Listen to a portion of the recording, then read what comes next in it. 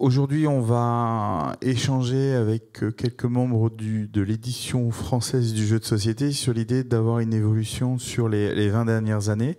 Ça veut dire que sur le ton de la plaisanterie, on a quelques dinosaures à côté de nous parce qu'ils sont là depuis plus de 20 ans. Euh, L'idée, on va vous laisser vous présenter et on a quelques slides derrière, mais c'est surtout pour avoir un fil rouge. N'hésitez pas à intervenir, à lever la main à tout moment de la conférence. On a Bernard qui est là, qui fera circuler le micro. L'idée, c'est pas avoir juste un échange uniquement vers la salle, mais vraiment dans les deux sens. Il ne faut pas hésiter, même si ça ne rentre pas dans les clous, dans ce qu'on avait imaginé. Au contraire, ça ne peut être que mieux. Pour commencer, je vais peut-être vous laisser vous présenter. On va commencer par le bout. Thomas. Donc bonjour à tous, donc moi c'est Thomas Provost, je suis là depuis au moins 20 ans. J'ai fondé deux maisons d'édition, cofondé, pardon. J'ai fondé Repos Productions, donc qui a fait Time's Up, Seven Wonders, Concept, etc. Et j'ai fondé Playpunk il y a 2 ans avec Antoine Boza. Et on a fait Captain Flip et on vient de sortir Zénith. Donc voilà, mon métier globalement, ça a été éditeur. J'ai eu un petit passage chez Asmodée comme Head of Développement, mais voilà. Bonjour, donc moi c'est plus près. Bonjour, donc moi c'est Vincent Goya, donc c'est pas du tout 20 ans que je suis dans le milieu, ça fait que 17, donc déjà je suis un peu fâché. Je suis arrivé chez Asmodée en 2008 où j'ai commencé à l'événementiel, ensuite je suis passé à la com, au marketing avant d'être intégré au studio Space Cowboys.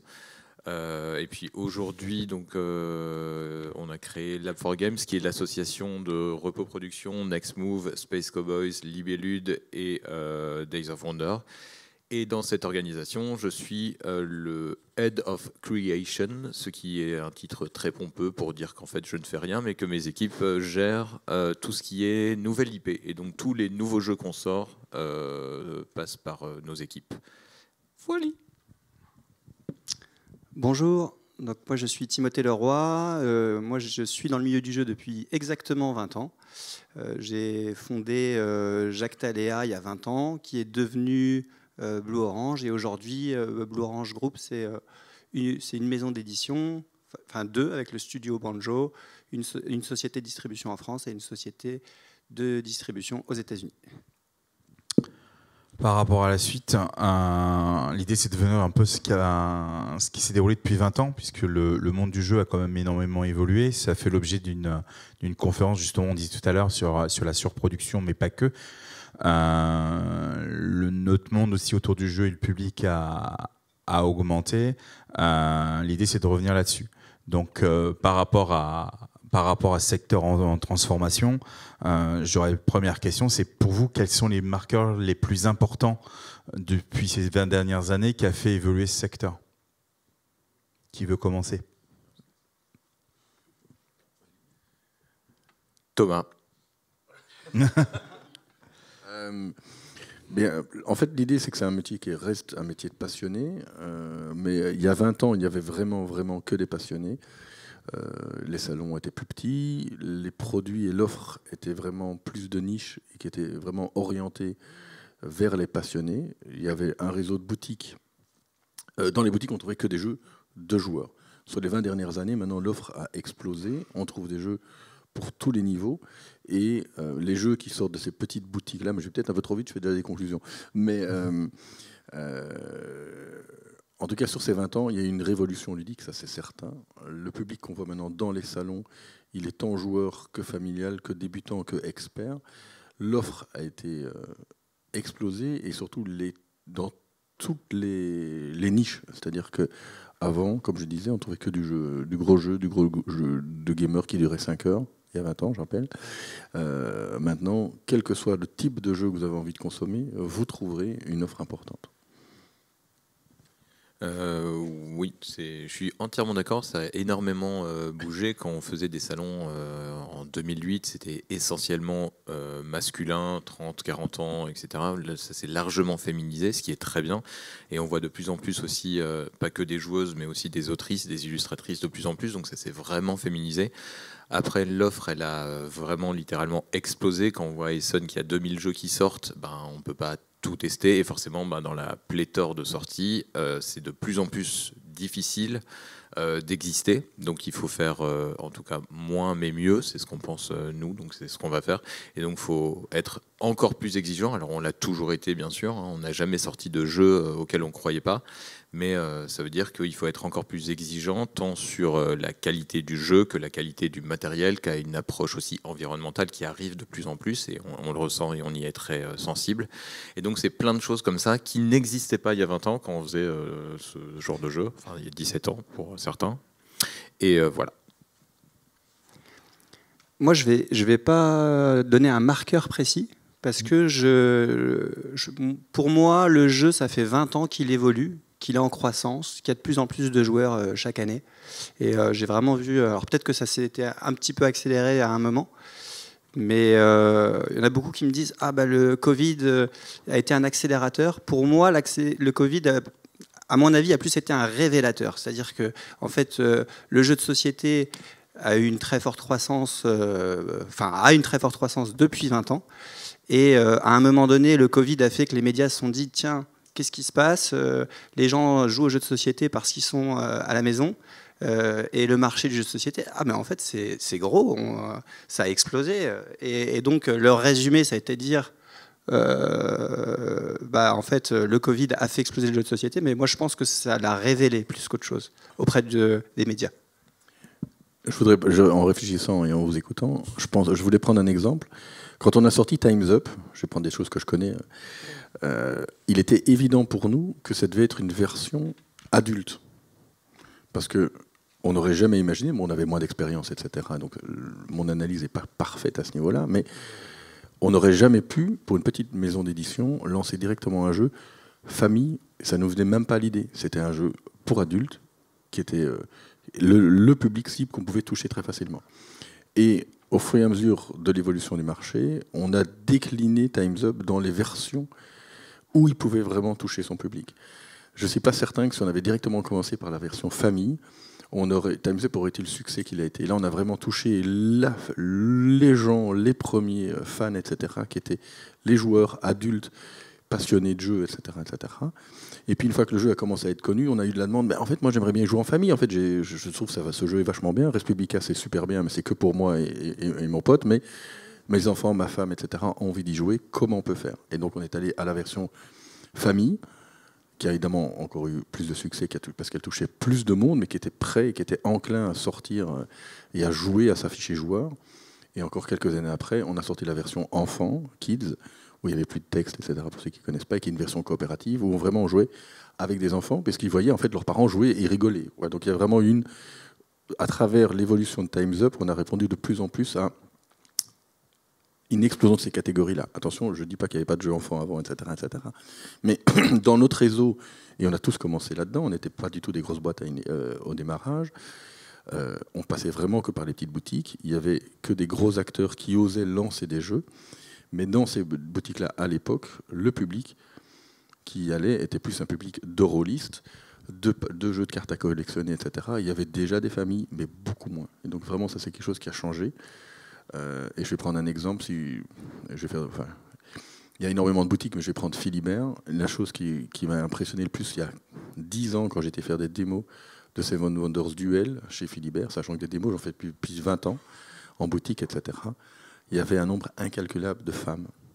Et c'était quelque chose qu'il y a 20 ans, il n'existait pas du tout. Enfin, les femmes existaient, on est d'accord. Mais enfin, je crois. Mais pas dans la consommation directe. Et maintenant, et c'est plus... il faudrait demander à un distributeur, et même aux boutiques, la maman est un des vecteurs d'achat le plus important, en fait. C'est plus le gros gamer comme on était, etc. Les gens, à Noël, c'est les mamans qui achètent des jeux de société. C'est quelque chose qui, maintenant, qui n'était pas le cas. Et il y a plein de raisons pour ça. Mais on en reparlera après. Oui, je compléterai ce que vient de dire Thomas sur le circuit du jeu, qui reste le même parce qu'il a été déblayé par tout ça. C'est-à-dire que le schéma Time's Up qui sort d'abord dans une boîte, on se rappelle, c'était une boîte carrée, 35 €, etc. 35, on était en euros à l'époque. Hein. Ouais. Donc 35 millions de francs pour les plus anciens d'entre nous. à l'époque, avant qu'il passe en boîte format Jungle Speed, etc. Et donc qu'il y ait ce boom des jeux party game, etc. et qu'il entraîne tout sur son passage. C'est quelque chose que nous, on connaît encore aujourd'hui parce que tout ça a été déblayé. À savoir que quand on va sortir un jeu, nous, on va le sortir dans le réseau des ludicaires, donc les magasins indépendants. Il va rencontrer son public ou pas, parce que voilà, si on avait la clé du succès, on ferait que des succès, et c'est loin d'être le cas. Et donc, une fois qu'il a passé ce public, c'est là où on va se poser cette question de OK, maintenant on a conquis le public core, donc on continue ce qu'on appelle core, qui n'est plus core en vrai, mais bon, ça reste le vocabulaire qu'on emploie. Donc, une fois qu'on a lancé un jeu comme à l'époque dans ce réseau de ludicaire, parce qu'on parle à nos communautés, que ce soit sur les réseaux sociaux, que ce soit sur les événements, malgré tout, même si le public a changé, c'est un public qui nous suit, donc qui est capable de dire qui est Space Cowboys ou qui est même Asmodée, parce que moi, ça arrive hyper régulièrement où je dis je travaille dans le jeu, et on me dit ah oui, dans les jeux vidéo. Je dis oui c'est ça. Mais et du coup les gens ne connaissent pas Space Cowboys, et nous on va parler à cette communauté, et une fois que le jeu perce dans cette communauté, si ça passe, c'est des gens qui vont faire aimer le jeu. Ça, c'est quelque chose qui est toujours présent. Les événements sont hyper importants parce que quelqu'un qui a aimé le jeu va aimer en parler à ses amis, et en fait il n'y a pas de meilleure communication que la communication joueur à joueur. Et après, nous, on va se poser la question d'effectivement, ce jeu-là, comment est-ce qu'on le dynamise? Une extension, une version famille, une version kids, etc. Donc ce schéma-là existe encore, il a été déblayé, défriché, mais on continue. Donc c'est une constante, ça, pour le coup, mais qui s'est largement accélérée. À l'époque, entre Time's Up et Time's Up Family, je ne sais pas combien il y a eu de temps. Moi, j'ai bossé sur Time's Up Family avec toi à l'époque. Tu te rappelles, on était petits. Je m'en souviens plus. On avait les cheveux longs, on était roux, on était beaux. J'aurais tendance à... Je ne sais plus très bien. Je pense qu'il y a eu 3-4 ans entre chaque version. Oui. Alors que maintenant, ça s'accélère largement. C'est-à-dire qu'on va éventuellement faire une version enfant beaucoup plus vite. Et je n'ai pas de conclusion à cette phrase. Je croiserais assez bien en fait les propos à la fois de Thomas et de Timothée. Je vais arrêter les petits prénoms derrière. Quand Timothée disait justement en début que le public a toujours été là, en fait, le public familial a toujours existé, puisqu'on va dire qu'il y avait un public mass market déjà à l'époque, puisque la famille jouait avec des Monopoly, des Risques et autres, qui était d'ailleurs entre guillemets un jeu pour les geeks, jeux de société à 20 ans, de tirer à boulet rouge sur ce genre de public. Mais par contre, on n'arrivait pas à le convertir. Par contre, donc ça va un peu aussi dans le sens de vous deux, où le public était présent, mais en fait, on ne les a pas convertis. Qu'est-ce qui a fait que ce public, on est arrivé à le toucher et à le convertir, à jouer à des jeux qui sont plus modernes et aller vers on va dire que le nouveau Monopoly, c'est, je le dis en français, Aventier du rail, merci, Skijo et compagnie, quoi. Mais c'est bon. En fait, ce qui est important, et maintenant c'est une évidence pour vous qui êtes dans la salle, c'est que le jeu de société, c'est un média culturel. Et il se fait qu'il y a 20, même plus, on va dire ça, il y a 30 ans, les gens consommaient des produits qui en avaient 50. C'est comme si au cinéma, on regardait que des vieux films en noir et blanc ou des films muets. Et donc, ces films ou ces vieux jeux ne pouvaient pas, parce qu'ils étaient datés, ou pas assez originaux, ou trop vecteurs de frustration. Si vous avez tous joué au Monopoly, vous savez bien que si vous ne jouez pas avec les règles qui sont dans la boîte, ce que tout le monde fait, c'est vraiment très long, très chiant, on est très frustré. Et en fait, ces jeux-là ne criaient pas d'évocation. Il y avait des gens qui étaient passionnés de jeux et qui étaient d'accord de se farder ces trucs-là, mais globalement, quand les gens rentraient, qu'ils avaient des expériences, il n'y avait que le hardcore gamer qui aimait bien. Et donc, ce qui a changé, c'est que les gens, en effet, étaient déjà là, mais l'offre qu'on pouvait leur proposer, les jeux qu'ils jouaient, étaient générateurs de passion, générateurs de plaisir, et d'un plaisir qu'ils ne connaissaient pas. Et qu'ils se sont découverts joueurs, en fait, globalement. Et juste un truc, le jeu vidéo a énormément aidé ça. Moi, à Nuremberg, là, j'étais avec l'un des fondateurs de Rebelle, qui est devenu Asmodée en Pologne, et il a raconté une histoire qui, je trouve, est assez symptomatique. Il a raconté l'histoire du début de Double en Pologne. Et quand il me raconte ça, il me dit, mais en fait, nous, ils sont venus nous vendre Double. On a dit, mais qu'est-ce que c'est que ce jeu? On n'en veut pas. C'est pas ça qu'on vend. Nous, notre public, il veut des gros trucs. Il veut. Et je crois que c'était Alexis qui nous racontait qu'il avait insisté à plusieurs reprises. Il m'a dit, mais si, prenez-le, c'est un super jeu. Il cartonne partout. Vous l'avez pas pris. Puis il me dit, on a dit, bon allez, on t'en prend 2000. Puis en fait, ils ont tout vendu en quelques jours. Il a dit, bon allez, on te refait un print de 3000. Puis après, et puis 5000, et puis 10 000, et puis il dit, bon, on a été obligé d'avouer, oui, ok, on n'y croyait pas au début, et c'était un excellent jeu. Et je pense que moi j'ai bien aimé cette histoire, parce qu'elle est assez symptomatique. Ils vendaient des gros jeux, des jeux pour gros joueurs, etc. Ça se vendait très bien, ça marchait très bien. Ils se disaient, le marché il est uniquement là. Mais en fait, dès qu'ils ont sorti un excellent jeu qui est double pour tout le monde, ça s'est très vite parti, parce que le public il était là, il attendait juste qu'on lui amène le jeu qui va, quoi. Oui, et puis je suis entièrement d'accord. Je vais être d'accord avec tout le monde, ça va être pénible. Mais je pense aussi qu'il y a quelque chose de plus profond dans la société qui est qu'on pourrait, j'aime pas trop le terme geek, mais c'est un peu leur revanche des geeks, c'est-à-dire que depuis 20 ans, pour plein de raisons, il y a tout ce phénomène de pop culture qui est arrivé, qui a explosé, qui fait que c'est plus honteux de jouer aux jeux vidéo, c'est plus honteux de lire des BD, parce qu'on suit un peu le marché de la BD avec du recul. Avant, les BD c'était pour les enfants, les jeux c'était pour les enfants, on jouait pas quand on était adulte, etc. Les jeux vidéo c'était pour les enfants. Et en fait, comme nous on a grandi avec, comme moi j'ai grandi avec ça, ça permet ça a permis aussi de dire en fait moi je veux continuer à avoir ce monde qui permet de s'ouvrir l'esprit à plein de choses, que ce soit dans la littérature, dans la culture, dans les films, etc.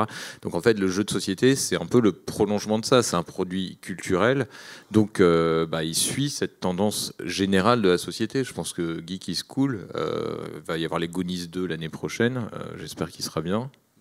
D'accord. Il n'y a pas Jurassic Park qui sort cette année, il n'y en a qu'un. Mais non, tout ça, en fait, ça crée vraiment une dynamique autour du jeu. Et vraiment, aujourd'hui, dire qu'on joue à des jeux de société avec ses copains le samedi soir ou le samedi après-midi, dire qu'on fait du jeu de rôle, c'est plus honteux. On n'est plus chez Mireille Dumas, comme faut se rappeler, les années 90 où Mireille Dumas faisait une émission sur les rôlistes les satanistes dans les cimetières. Vont égorger Yuki, votre petit caniche. On l'a fait une fois. Et c'était pas à cause du jeu de rôle. Mais voilà, donc tout ça, en fait, ça fait que, aujourd'hui, jouer, c'est cool, être geek, c'est cool. Et quand je dis être geek, c'est pas forcément être geek, justement. C'est pour ça que j'aime pas cette expression. C'est aimer la culture pop, aimer plein de choses et être adulte quand même. Et en fait, ça n'enlève rien, bien au contraire, je pense. Il y a un indicateur qui est très fort, en fait, et ce sont les prix. Les prix, le Spiel des Jahres, l'As d'or, c'est des reflets de la profession.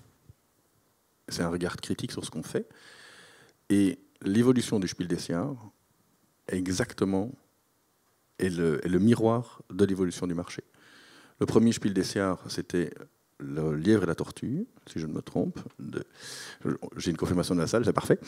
Et à l'époque, les jeux qu'on gagnait, c'était dans les jeux mythiques qu'on gagnait, qui ne gagneraient plus jamais aujourd'hui. Vous avez eu des El Grande, des Tikal, qui étaient des jeux qui duraient 1h30, 2 heures, qui étaient des gros jeux de gamers, et qui étaient ce que le public voulait, ce qui était attendu par les gens. Et que les gens pensaient que c'était ça qu'allait se vendre. Le Spiel des Jahres, maintenant, il a 3 catégories. Il a ouvert avec Seven Wonders le premier Kennerspiel. Donc là, en fait, ce que les gens n'ont pas toujours vu, c'est que le Kennerspiel était l'ancien Spiel. Et en fait, ils ont créé un nouveau Spiel des Jahres qui avait changé de difficulté, qui était devenu un jeu plus familial. Le Kennerspiel, Seven Wonders n'est pas un jeu très compliqué, c'est plus simple que El Grande.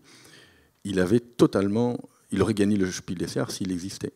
Mais ils se sont dit, là maintenant, on a un ambassadeur pour ce Kennerspiel, on peut lui donner le prix plus complexe, et notre prix qui était complexe devient maintenant un prix plus simple. Il y avait eu avant le jeu enfant, qui n'était pas le Spiel des Jahres enfant, qui n'était pas à la création, je pense, de mémoire, et qui était aussi un des acteurs en disant, voilà, en fait, il y a des vrais jeux de qualité pour enfants, etc., qui sont en dehors du mass market, de ce que vous connaissez, etc. Donc voilà, ça a été vraiment... c'est plus facile avec le Spiel des Jahres qu'avec l'As d'or, qui a vécu moultes évolutions, retours et avancées. Mais c'est exactement le reflet. Maintenant, il y a des gens qui consomment dans ces 3 catégories. Ces 3 catégories sont économiquement viables pour les éditeurs qui le font. Donc voilà. sur cette évolution et sur cet accès, l'idée c'est peut-être de repartager, je pense, quelques chiffres. C'est pour ça que je posais la question tout à l'heure par rapport à l'évolution quand même sur les. Alors là, on n'est pas sur 20 ans, on est sur une dizaine d'années. Sur un marché quand même qui grossit de 83%. On a volontairement arrêté en 2023 et on est sur du 42% sur la partie des boîtes vendues. Ce qui est intéressant, c'est le prix moyen, justement, entre autres aussi comme évolution. Alors là, on va parler un peu business ou quoi que ce soit, mais ça peut avoir aussi son impact en mode d'édition sur le format de jeu. On a des prix moyens à 18 €. Est-ce que c'est vraiment ça qu'on avait il y a 20 ans dans nos boutiques il y a une vingtaine d'années? Les tailles des boîtes et le format de boîte n'étaient pas réellement les mêmes. Je ne connais pas le prix moyen il y a une vingtaine d'années. Il y avait déjà des petits jeux, puisque Asmodée avait déjà Jungle Speed qui tournait à l'époque à 16,99 je crois, un truc comme ça. Il y avait toute la gamme des jeux de la gamme bleue de chez Jeux des Cartes, pour ceux qui nous voient en noir et blanc et qui s'en rappellent. Qui étaient des petits jeux dans lesquels il y a encore des titres auxquels moi je joue, parce que je suis vieux. Parce que tu as des goûts de merde. Ouais, parce que il a aucun filtre, c'est incroyable. C'est genre, on est à la maison, quoi. En fait, on voit pas avec les spots, mais il y a du monde devant. Je retire ma blague. Il y en a, voilà, CTRL Z, on coupera au montage. Non, mais et du coup, oui, il y avait déjà des petits jeux. Il y avait déjà des gros jeux, mais il y avait déjà des petits jeux. Il y avait quand même beaucoup de gros jeux, de grosses boîtes. Il y avait gros jeux, mais comme il y avait moins d'offres, est-ce qu'en moyenne ça faisait pas, je sais pas. Et en vente, je n'en sais rien. Et là, c'est des chiffres 2023 NPD ou Core? Alors, ça, c'est les chiffres NPD pour JIJS qui a fait ça. Donc ça, c'est le groupement interprofessionnel. Donc ça regroupe l'UEJ, la SAGE. Dis-moi, Timothée, si je dis des bêtises. Et là, il me laisse m'enfoncer. Et le groupement des boutiques ludiques. Ouais. Qui ont récupéré ça. Donc ça s'appuie entre autres sur le NPD, mais aussi il y a des données qu'ils ont récupérées en interne, parce que là, avec le groupement des boutiques ludiques. Parce que c'est effectivement important, parce que pour alors c'est un peu, je vais être un peu chiant pendant 2 secondes. Enfin, remarque, ça fait un quart d'heure. En fait, le marché pour nous, enfin en tout cas pour moi, quand j'étais chez Asmodée dans une ancienne vie, je suis toujours chez Asmodée, mais côté distributeur, on va dire, est stratifié en plusieurs strates. C'est-à-dire que pour nous, il y a le marché des ludicaires, donc les boutiques indépendantes. Ensuite, il y a ce qu'on appelle les GSS, grandes surfaces spécialisées, dans lesquelles on va trouver les multiculturels, Fnac, Cultura, etc. Mais aussi tout ce qui est jouettiste, à savoir King Jouet, la Grande Récré. Et au-dessus, il y a la GSA, la grande surface alimentaire, dans lequel on retrouve le Monopoly, mais aussi les jeux qui sont nés chez les ludicaires, qui ont grandi pendant des années, qui sont passés en GSS et qui sont passés en GSA. On va y retrouver Time's Up, on va y retrouver Jungle Speed. Et en fait, tout ça, ça biaise au niveau des prix, parce que autant... ils vendent, en GSA, on vend avant tout de la nourriture toute l'année, et c'est sur la fin d'année qu'on va avoir des prix catalogues avec des prix qui baissent, etc., etc. Ce qu'on appelle, nous, le permanent, donc qui est un marché qui va de janvier à septembre. Et ensuite, on a le marché de la fin d'année qui change un peu toute cette donne, alors que les prix sont plutôt constants chez les ludicaires. C'est pour ça que je demandais si NPD, donc, qui est l'organisme qui va prendre toutes les données scannées en GSA et dans certaines GSS, mais qui ne le fait pas dans les ludicaires. Et en fait, ça permet le traitement des données avec qu'est-ce qui se vend, à combien, etc. Cathy. Bonjour. Donc c'est anciennement NPD, ouais.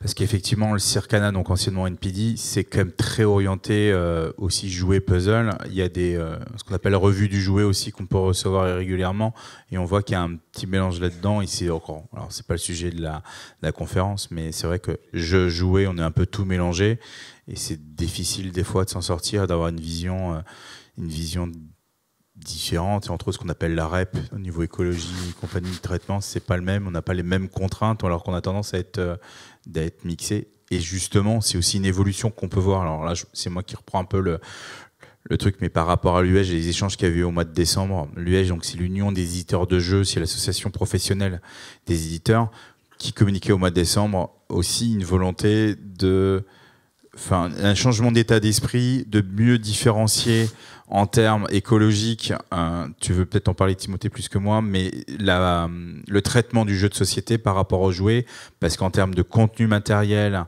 et de contraintes aussi de labo, c'est pas les mêmes.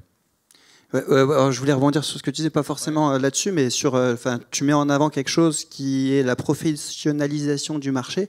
Et c'est vrai que Thomas était là aussi dès le départ, mais quand on a créé l'Union des éditeurs de jeux, je pense que c'est aussi quelque chose qui a permis de changer. Alors, on a créé l'Union des éditeurs de jeux, les boutiques ont créé le GBL, les auteurs ont créé la Sage. Tout ça, ça a été important, je pense, dans l'évolution. Aujourd'hui, c'est vrai que moi, je connais avec l'Union des éditeurs de jeux, mais on se parle très régulièrement, on se réunit entre éditeurs très régulièrement. Donc avant, on se croisait sur les salons, on se disait « Salut, ça va, comment il va ton jeu ?» etc. Mais on s'organisait jamais pour dire discuter ensemble du marché, qu'est-ce qu'on peut faire tous ensemble, etc. Là, maintenant, il y a ça dans tous les réseaux. Et je pense que ça aide aussi, en tout cas, nous, ça nous aide. Et ça aide surtout les nouveaux éditeurs qui arrivent. Nous, quand on était nouveaux éditeurs, franchement... je ne vais pas utiliser un terme, mais on arrivait avec quelque chose et notre couteau, quoi. Mais, et là, aujourd'hui, un nouvel éditeur, il se lance, il vient à l'Union des éditeurs de jeux, il a l'accès à tous les autres éditeurs pour lui donner du conseil, il a l'accès à des infos, ça aide beaucoup et c'est bien. Oui, non, c'est très bien. Et ce qui est en train d'arriver, il y avait déjà des initiatives, mais c'est en train d'arriver de plus en plus, c'est qu'on commence à avoir des filières de formation qui vont arriver. Le jeu vidéo n'avait pas des écoles de jeux vidéo il y a 25 ans. Hein. Le jeu vidéo a commencé à y avoir des écoles de jeux vidéo à partir du moment où ils ont commencé à faire suffisamment d'argent, qu'ils se sont structurés et qu'ils avaient des besoins spécifiques. Nous, on a un petit studio, mais on a déjà besoin de gens qui ont une culture du jeu. La culture du jeu, elle est différente de la culture du jeu vidéo, elle est différente de l'édition. Globalement, au début de RepoProd, on avait des gens qui venaient de l'édition littéraire. Ah bien, c'est pas le même milieu. Et maintenant... les choses vont trop vite, la qualité que le public demande, que vous demandez, que les ludicaires demandent, c'est des jeux qui sont mieux finis, mieux travaillés, dont le matériel est mieux travaillé, enfin, où le produit est vraiment de meilleure qualité, et pour ça, on a besoin de gens qui savent de quoi ils parlent. Il y a plusieurs façons. Nous, on vient de l'école on va dire de la rue, mais en tout cas de l'école du jeu. On s'est monté comme ça. On s'est monté sur notre expérience. Quand tu parles de monter, là tu parles de Playpunk. Même Repos, non, je veux dire, c'est que professionnellement, tous les acteurs, aujourd'hui, les vieux dinosaures qui sont là, ils n'ont pas fait de formation de jeu. Ils ont joué à des jeux et ça les a formés. Ils n'aimaient pas des trucs, ils ont affiné leur regard, ils se sont dit, bon, ça c'est pas bien, mais je pourrais faire un truc mieux, etc. etc. Maintenant, il y a plusieurs formations et il va y avoir une école en Belgique qui va vraiment s'intéresser à ce que c'est éditer un jeu et créer des jeux. Ça va être important, c'est bien, et c'est la preuve d'un secteur qui bouge et qui évolue et qui a besoin, qui a des demandes professionnelles. Nous, pas au niveau de Playpunk, on ne va pas engager tout de suite, mais on aura besoin à terme de gens qui savent de quoi on parle, que quand on leur parle de Catan, ils savent ce que c'est, qu'ils savent ce que c'est du game design, qu'ils savent ce que c'est de la frustration, qu'ils savent ce que c'est du draft, plein de termes qui vous paraissent assez simples, mais qui, pour un jeune qui sort de l'école, s'il n'a pas fait de jeu, il ne sait pas. Et donc ça, je pense aussi, c'est quelque chose qui est la preuve que notre milieu s'est professionnalisé et que maintenant il a des demandes et des besoins. Et justement, par rapport aux montées de vos équipes, quand tu as... alors, Blue Orange, ça s'est plutôt fait sur le fil de l'eau, on va dire, c'est une évolution assez naturelle sur 20 ans, mais quand tu as remonté une structure de A à Z avec Playpunk, comment, justement, par rapport à ça, tu as structuré l'équipe ? On est vraiment le mauvais exemple, à mon avis, là-dessus, puisque Antoine Bozin et moi, on fait que le dev, c'est ce qui nous intéresse. Mais dans une petite structure où on fait très peu de jeux, on n'a pas encore besoin d'une grosse équipe de dev.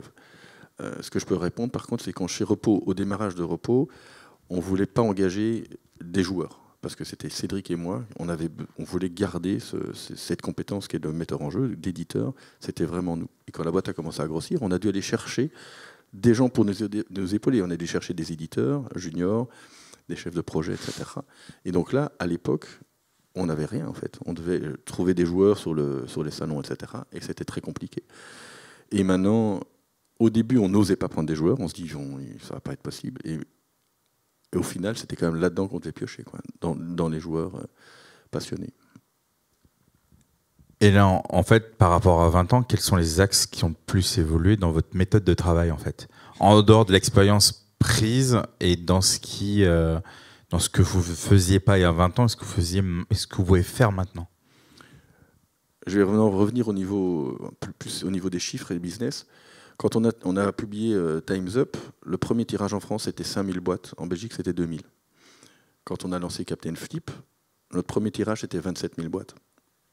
Non pas qu'on est super fort, mais parce que directement, à travers notre distribution, à travers notre qualité ou notre travail, on était suffisamment confiants et des gens étaient prêts à nous suivre et on avait des réseaux de distribution qui étaient prêts à, dans plein de pays, déjà lancer le jeu. Ce n'était pas possible avant. Seven Wonders, qui était notre plus gros tirage ever chez Repos, le premier tirage c'était 17 000 boîtes. Quand on a sorti Seven Wonders Duel, le tirage était 50 000 boîtes. Il faut se dire que chez Repos, à l'époque, on était en dépôt-vente. Chez Playpunk, on est en dépôt-vente. C'est-à-dire que si on ne vend pas nos boîtes, si elles ne sortent pas de chez le distributeur, on perd tout.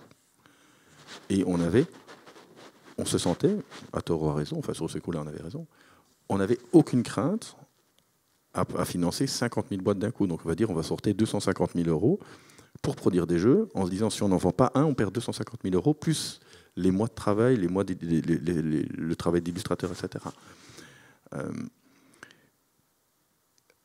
C'était possible, enfin c'est devenu possible parce qu'on avait des réseaux, parce qu'il y avait des ludicaires qui étaient là, qui pouvaient suivre, etc. Et on arrivait très vite, et on atteint maintenant encore très vite des volumes ultra impressionnants.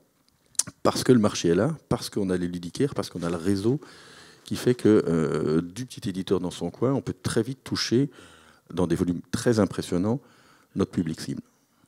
Mais ça se touche, c'est uniquement au niveau commercial, c'est-à-dire une mise sur le marché par rapport à avant. C'est-à-dire que le travail en amont, il a quand même évolué, si je t'écoute, parce qu'en fait, tu as une démarche à l'international qui, il y a 20 ans, était, on va dire, décalée dans le temps. On avait une tendance à sortir sur notre marché, en tout cas pour les éditeurs indépendants et moyen terme, et ensuite d'attaquer l'international. Mais nous, on est le mauvais exemple, c'est plus Asmodée. Je vais me permettre de parler d'Asmodée. À l'époque, nous, Repos, c'est une société belge. Donc, on savait très bien qu'on s'en sortirait jamais juste avec le marché belge. Mais historiquement, quand nous, on sortait des jeux en 3 langues, Asmodée sortait des jeux qu'en français. Parce que sur le territoire français, il y avait moyen, pour un éditeur, à l'époque, les coûts étaient moins forts, etc., de s'en sortir et de vivre uniquement sur le marché français. Mais nous, c'était très différent, puisque nous, on se disait, c'est pas il faut vous dire que les ventes entre la Belgique et la France, c'est du divisé par 10. Donc quand on vendait 10 000 boîtes en France, on en vendait 1000 en Belgique. Si on n'en vendait que 1000 en Belgique, on payait le café, quoi. Donc nous, on a eu directement d'entrée de jeu, et tous les petits qui se lançaient à cette époque-là, mais on s'est lancé après Asmodée, donc on avait déjà une logique internationale, etc., qu'Asmodée n'avait pas au démarrage, et qu'elle a eu rapidement. Mais on avait déjà une logique internationale. Et tous les produits et les éditeurs qui sont nés à cette époque-là ont directement réfléchi à des noms de jeux internationaux, etc. Enfin, c'est pas tous les cas, parce que les Aventuriers du Rail, c'est Zomunzog, etc., ça a été traduit. Mais maintenant, globalement, c'est presque une évidence. C'est très rare où il faut une bonne raison d'avoir un titre qui n'est pas directement international, quoi. Et je dis encore un dernier truc. Et puis, enfin, au niveau du Spiel, quand Kingdom Builder est sorti ou quand Seven Wonders, enfin, à une époque, ils nous ont dit, des journalistes, etc., votre jeu, s'il a un titre en anglais, il ne va pas gagner, en fait, parce que les Allemands, ils ne comprennent pas l'anglais et ça ne va pas marcher. Et Seven Wonders a gagné. Et puis on a eu Kingdom Builder, etc. Donc pour eux, c'était un frein. Et en fait, pas du tout. Donc, et donc aussi, à ce niveau-là, ils ont évolué. Et maintenant, ils consomment des jeux avec des titres en anglais sans aucun problème. Alors que pour eux, c'était impossible. On a dû traduire Time's Up en Zaxmir, par exemple. Ça n'a pas marché non plus. Enfin voilà, donc ça évolue aussi. Ouais, par rapport à ce que tu dis, je pense que le monde du jeu, il évolue de façon internationale. C'est-à-dire que c'est vrai qu'il y a 20 ans, il y avait très peu de pays où on pouvait espérer exporter. Aujourd'hui, on exporte dans des pays où il y a des réseaux de distribution, il y a des distributeurs très compétents dans des pays où il y a 20 ans, on nous aurait dit ouais, tu vas aller là-bas, on aurait rigolé, quoi. Et ça évolue encore, et je pense qu'il va y avoir des nouveaux pays qui vont arriver. Nous, on ouvre des marchés avec des sociétés qui disent j'ai envie de me lancer dans la distribution dans tel pays. Et on leur fait confiance et ils vont créer leur réseau et ça va être intéressant.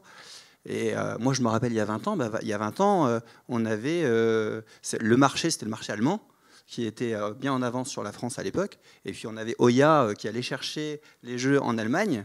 qui les ramenait en France et qui glissait les règles en français dedans. Et les boutiques, elles vendaient les jeux là parce que c'était ceux que les joueurs ils attendaient, quoi. Donc je dis ça parce que la France a énormément évolué et maintenant est un marché de taille similaire ou presque avec l'Allemagne, je ne sais plus, ça se bat un peu pour la première place. Et la France a pris, il faut le dire, avec le groupe Asmodée qui s'est étendu partout, une place super importante dans le milieu du jeu de société mondial. Et là, en fait, tous les pays, ils ont évolué aussi de cette façon. Alors, ils sont tous à un stade un peu différent. Il y en a qui sont un peu comme nous.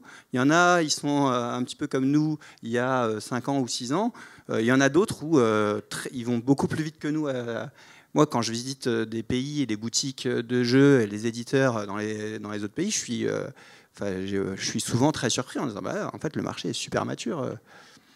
Oui, je rejoins complètement ce côté international. C'est-à-dire que nous, l'international, chez Asmodée, il y a 20 ans, on pensait France. Bon, j'étais chez Asmodée France, mais il n'y avait pas encore de groupe. C'était pas structuré. Il y avait Asmodée Allemagne qui venait d'être créé. Enfin voilà, c'était vraiment en cours de création. Et quand nous, on sortait un jeu, on pensait au marché français qu'on connaissait, qu'on connaît, etc. Donc c'était vraiment les ludicaires et qu'on connaissait, et on les connaissait tous en fait. Aujourd'hui, ça a vraiment explosé, et surtout à l'international.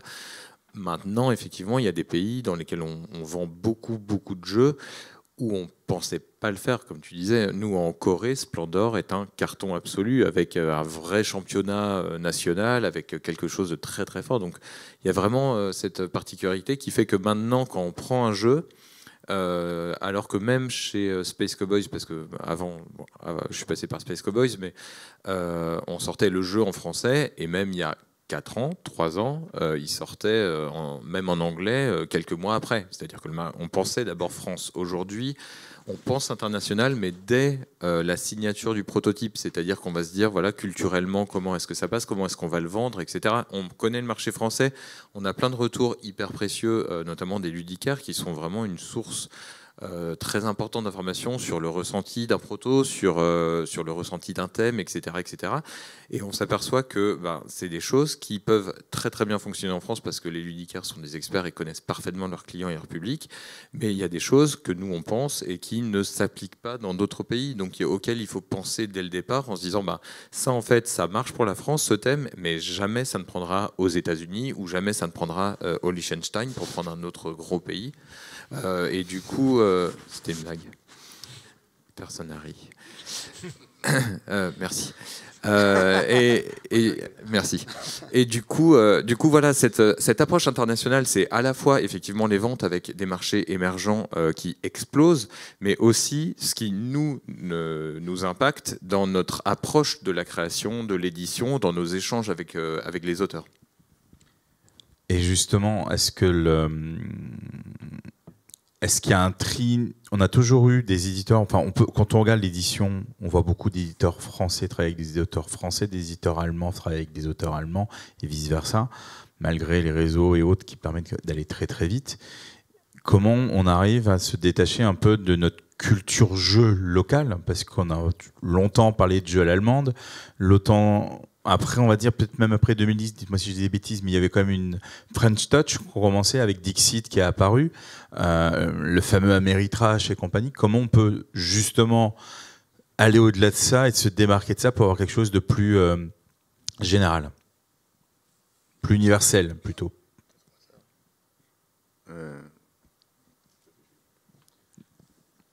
Les réflexions. Pour moi, c'est des contacts, c'est des hasards, des rencontres qui forgent une existence.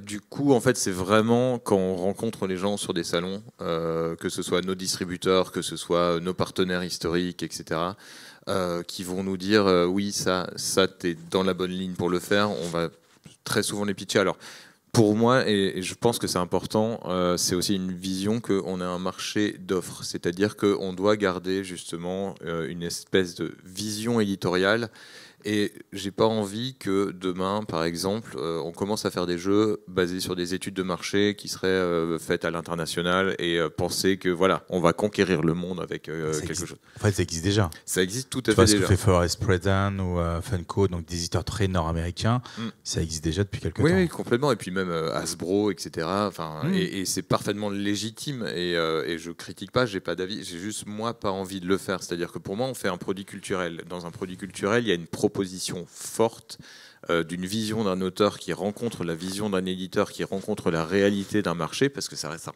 produit culturel.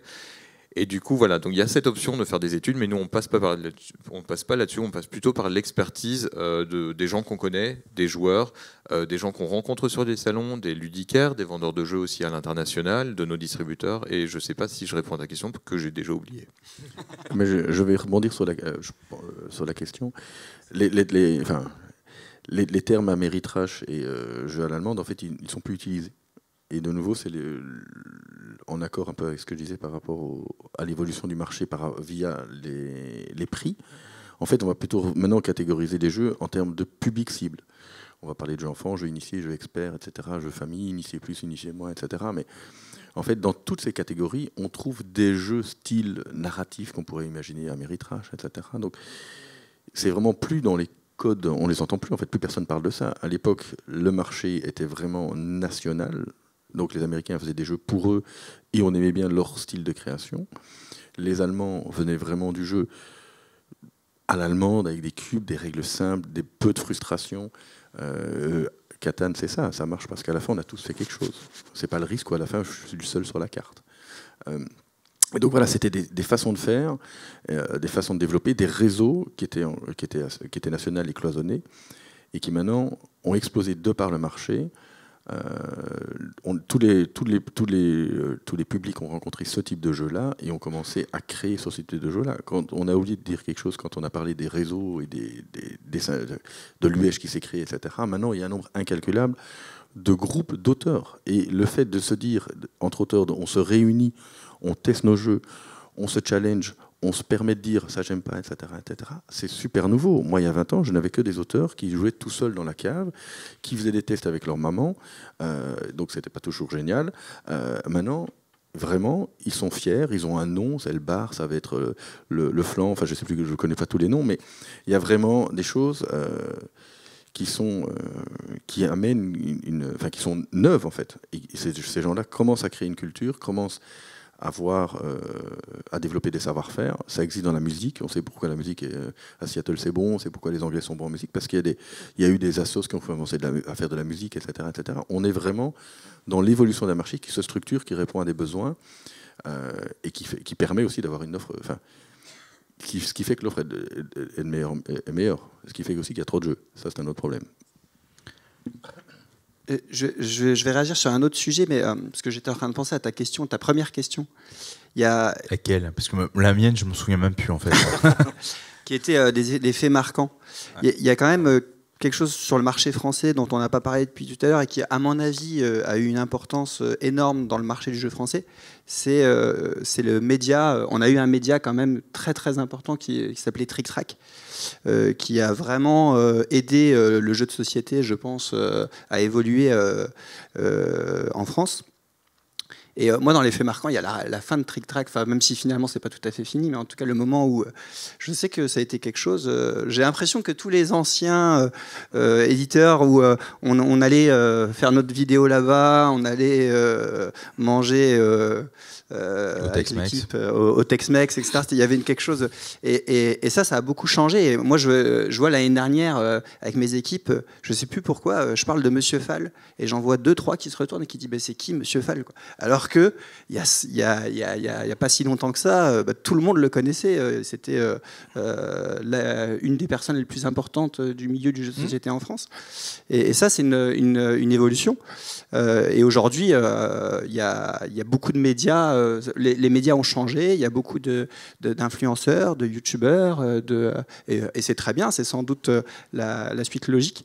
Mais en tout cas, c'est une évolution marquante parce qu'avant, il y avait beaucoup eux quand même. C'était un peu central. Il y a peut-être aussi une évolution avec les réseaux sociaux. ça vient aussi sur la communication au niveau des jeux ou autre, mais ça permet d'enchaîner là-dessus. Mais j'avais une autre question par rapport au Boulangerie International, mais on voit les influenceurs. Je pense par exemple sur le stand de Mandou, là, depuis le début de la semaine, il y a des influenceurs pendant 1h30 tous les matins avec des groupes. On en a plus d'une quarantaine. C'est vrai qu'à une époque, quand on voulait faire parler d'un jeu, on allait chez Trick Track en fait, grosso modo.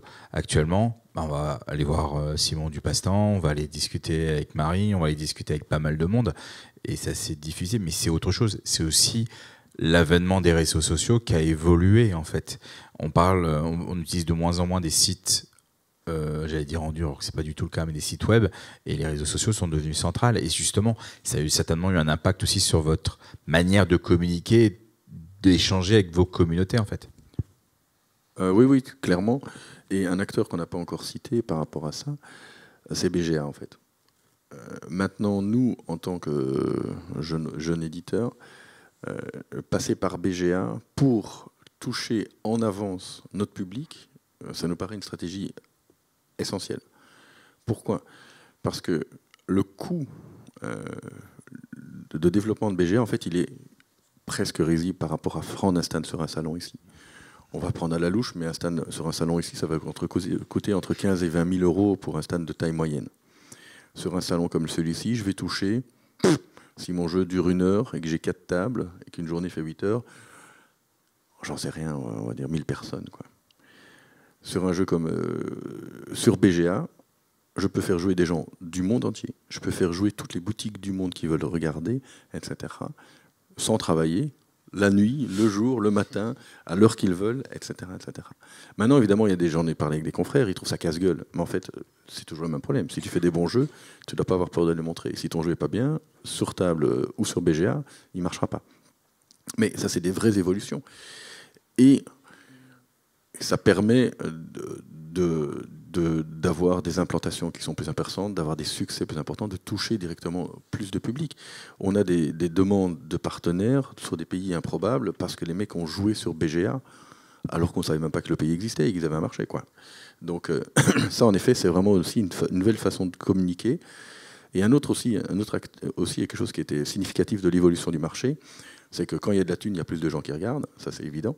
Mais maintenant, on a des éditeurs qui ne viennent pas de la passion de l'édition, qui viennent du business, de la communication, qui vont lancer des jeux de société de façon différente, qui vont utiliser uniquement les réseaux sociaux, etc., qui vont avoir une com beaucoup plus agile, beaucoup plus moderne que les trucs que nous on fait en tant que vieux con, et qui vont avoir des succès énormes.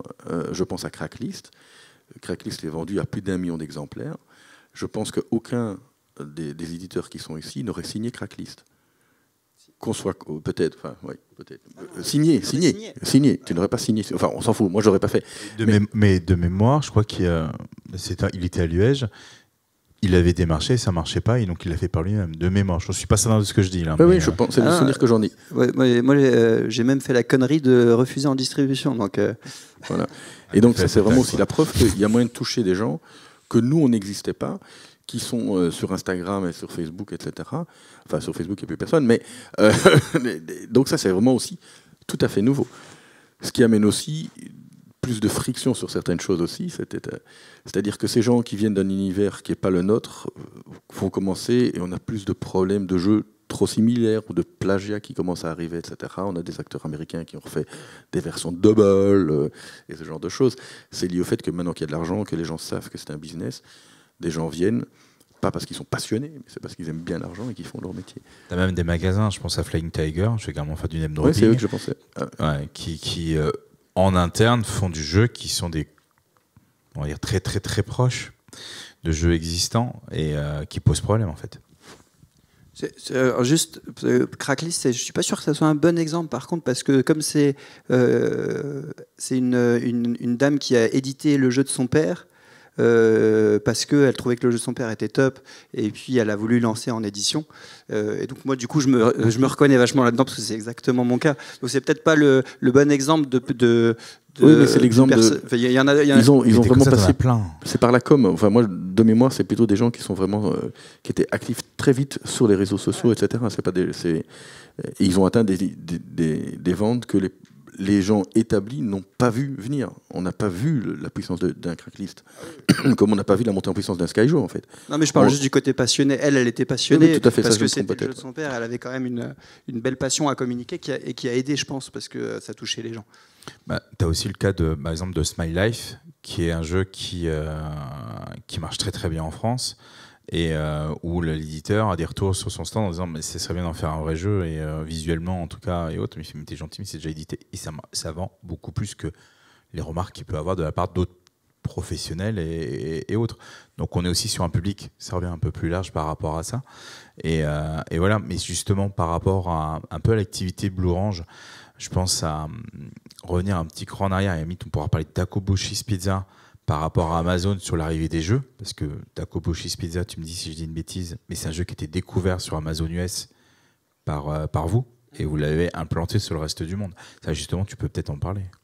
Oui, tout à fait. Bah, effectivement, Taco Shabu Cheese Pizza, donc Taco Cat Gold Cheese Pizza, c'est un jeu en fait édité par Dolphin Hat aux États-Unis. Bah, c'est un petit peu l'équivalent de Time's Up pour toi, hein, parce que assez rapidement, les équipes américaines nous disent attendez les gars, il y a un truc aux États-Unis qui est en train de cartonner, qui monte dans les tours. Regardez, parce que si vous le voulez pour la France, bah, ça peut être intéressant.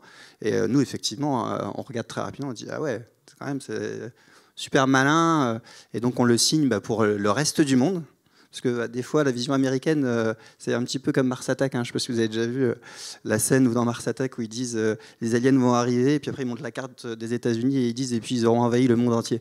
Et eux, parfois, ils s'occupent pas forcément, ils voient pas, en tout cas pour un petit éditeur, qui étaient à la base, qui sont plus du tout aujourd'hui, ils voyaient pas l'international comme même pas intéressant, donc ils nous ont donné les droits. Mais effectivement, ouais, ça avait été repéré assez vite sur Amazon, parce que ça montait dans les tours sur Amazon. Amazon est un axe important. Après, je pense que même par rapport à ça, on peut avoir le cas de Flip 7, où en fait, même un gros US s'occupe que de son marché et délègue ça à quelqu'un d'autre à l'international. Tu allais dire, Thomas, parce que je te vois prendre de... Non, je réfléchissais à l'évolution du marché par rapport à Amazon. Ça me fait penser qu'un des futurs qui est en train de peut-être arriver chez nous, c'est que les éditeurs commencent à faire de plus en plus du B2C. Il y a des éditeurs américains maintenant qui, via leur site web, arrivent à vendre en direct des très gros volumes de jeux directement aux clients. Et donc, et dans le monde aussi, ouais. Et donc ça, c'est des choses auxquelles il faut se préparer. Ça risque d'arriver à un moment donné. Les plateformes en France sont déjà prêtes pour faire ce genre de choses. Mais donc voilà, et ça, c'est la force d'une marque, c'est la force du travail de l'éditeur qui dit, ben voilà, moi je vais sortir tel jeu. On peut prendre par exemple d'une Imperium, hein, pour le coup. Je sors telle extension, vous pouvez déjà la commander sur mon site, en ligne, et vous l'aurez le jour de sa sortie, où vous voulez dans le monde. Faut le savoir. Mais est-ce que ça ne met pas aussi en mal une structure importante sur laquelle le marché français s'est développé depuis 30 ans, et qui était un peu le fer de lance de Marc Nunez avec Asmodée, qui était le ludicaire. Parce qu'en fait, dans les chiffres que l'on a, là, on parle d'Amazon. Amazon, c'était un peu... il y a 10 ans, on était à Berlin ensemble, on dînait, on hurlait des cris d'offrets, parce que Amazon, à l'époque, avait déjà 20% du marché allemand. Depuis, ça s'est développé. La place, en plus, en parallèle, on a des arrivées sur le marché en GSS, donc Cultura et autres, qui est beaucoup plus court qu'avant. Et donc, en fait, est-ce que ça ne va pas laisser quand même une ossature qui était indispensable à nous, et auquel on a beaucoup parlé depuis le début, qui est les ludicaires, en fait? Je suis bien d'accord, c'est pas la question. Mais c'est juste, j'en parle parce que c'est pointer des tendances qui peuvent arriver et qui sont significatives du fait que les éditeurs maintenant sont presque capables. Ça arrive dans les littératures aussi. Hein. Vous connaissez Brandon Sanderson, qui est un auteur de SF. Il a fait son Kickstarter, il a levé 40 millions et il a écrit ce bouquin qu'il a envoyé directement chez les gens. Ça ne va pas se passer comme ça du jour au lendemain, c'est sûr, c'est des structures, etc. Mais oui, et pourtant on a besoin des ludicaires, on a besoin des joueurs passionnés, on a besoin d'événements, etc. Mais en fait c'est une parade d'Amazon qui ne remplace pas. C'est un décalement des ventes d'Amazon, parce qu'Amazon ne veut plus tout référencer, etc. La fête où on vendait tout sur Amazon a changé. Mais ça fait du B2C, quoi. Donc voilà. Après, sur Amazon, il y a aussi une question, c'est que comme le marché a énormément grossi avec de plus en plus de joueurs, donc de gens qui achètent des jeux, ça peut rejoindre quelque chose. Alors je ne sais pas si c'est un élément que Amazon reprend dans sa communication, donc ce serait à vérifier. Mais Amazon dit qu'il n'y a jamais eu autant de libraires indépendants aux États-Unis que depuis qu'ils sont en place. C'est-à-dire que c'est comme ça qu'ils se défendent sur le côté, non, on n'est pas en train de manger les autres, on est en train de changer le marché et de dynamiser quelque chose. J'en suis pas convaincu, j'en sais rien, et c'est juste leur moyen de communication. Est-ce que c'est aussi dans la réflexion de se dire, forcément, le jeu de société est en train d'exploser, comme la BD l'a fait, comme plein de secteurs l'ont fait. Donc forcément, il y a des gens qui ne savent pas forcément qu'il y a des ludicaires qui existent et qui vont acheter là où ils achètent d'habitude, c'est-à-dire soit en GSA, soit en GSS, soit sur Amazon, et après qui peuvent se retrouver de fil en aiguille aussi chez les ludicaires. Donc il y a une vraie question là-dessus. J'ai pas la réponse encore, et c'est sûr, une chose est certaine, c'est que les ludicaires sont indispensables dans la fonction conseil, etc. Juste une précision, chez GSA, pour ceux qui ne savent pas, c'est les grandes surfaces alimentaires, donc c'est tout ce qui est Auchan, Carrefour et autres. Juste par rapport à ça, il faut savoir, si vous connaissez Cards Against Humanity, il n'était vendu au démarrage que sur Amazon.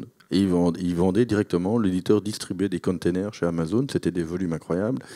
Et au final, ce succès sur Amazon a déboulé dans toutes les boutiques. Et maintenant, vous allez dans n'importe Barnes & Noble, etc., Cards Against Humanity est là. Mais avant, c'était une exclusivité Amazon. Donc, Mais ce qui est intéressant, c'est qu'on le voit avec Taco. On parlait justement de jeudi dernier de l'Imposteur, qui a un petit éditeur, en tout cas par la taille, en nombre de personnes internes, qui est éditeur français, qui a émergé sur Amazon. C'est un commercial à ce niveau-là, et maintenant apparaît via Gigaming dans les réseaux habituels suite à des demandes.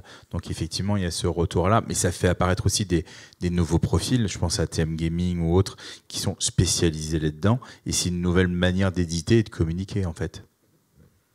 Oui, complètement, mais c'est vrai que en fait, le jeu de société suit l'évolution de la société économique dans plein de choses. Il y a une grosse différence que moi j'ai en tête, c'est Kickstarter, parce que je crois que les jeux de société sur Kickstarter, c'est le premier secteur, il me semble, d'activité. Oui. Et du coup, ça a vraiment changé la physionomie des choses, parce que ça a rajouté vraiment cette spécificité au marché qui est de dire, voilà, je suis un créateur ou je veux créer ma maison d'édition, je vais faire une levée de fonds publique et les gens vont recevoir le jeu en même temps que les boutiques. Donc ça, c'est vraiment quelque chose qui a changé le monde du jeu, quoi. Oui, mais qui est en train de changer aussi pour le coup, je pense. C'est-à-dire que il y a peut-être des fans des gros acheteurs sur KS, mais globalement, le public sur KS, il est en train de mourir. Et ce qui est en train d'arriver sur KS, c'est du repimpage de jeux. C'est-à-dire que les gens en ont marre d'acheter 200 kilos de plastique pour un jeu qui n'est pas bien, qui n'est pas assez bien développé, qui est plein de défauts, etc. Au début, ça allait, mais expérience après expérience, je pense que c'est vraiment en train de faiblir. Et énormément de KS sont en train de se péter la gueule. Et à côté de ça, sur GameFound, qui est une plateforme bien plus forte maintenant sur le jeu de société, parce qu'ils ont écouté les demandes des professionnels, les trucs qui lèvent, c'est les gens qui ont vraiment fait leurs preuves. Comme Ravensburger. Oui, non, mais en tant que KS, ça va être des gens comme Awaken Realms, etc., qui ont fait leurs preuves, etc., les gens comme de 7e Citadel, que je salue. Et Ravensburger, maintenant, avec le repimpage des châteaux de Bourgogne, etc., c'est assez dingue de se dire que maintenant, les gens sont prêts à racheter le jeu dans une version ultra blindée, et ça fait des millions d'euros. Donc c'est aussi une évolution, et je pense qu'elle va se tourner vers ça, vers une version. J'aime ce jeu-là, il y en a trop de toute façon, je ne sais plus où ça va être, mais par contre ce jeu-là, je l'aime vraiment bien, et je vais acheter une version boostée de celui-là, plutôt que d'acheter un Xème jeu que je ne jouerai pas, et qui n'a pas toujours des très bonnes règles. C'est intéressant ce que tu dis, parce que ça, Kickstarter, et là je pensais à toi, agent d'auteur de jeux, avec d'autres partout dans le monde. Il y a des métiers qui se sont créés dans l'évolution, je pense que c'est important en fait. Il y a beaucoup de métiers qui se sont créés dans le milieu du jeu de société qui n'existaient pas ou qui étaient peut-être très compliqués à l'époque et un peu moins maintenant.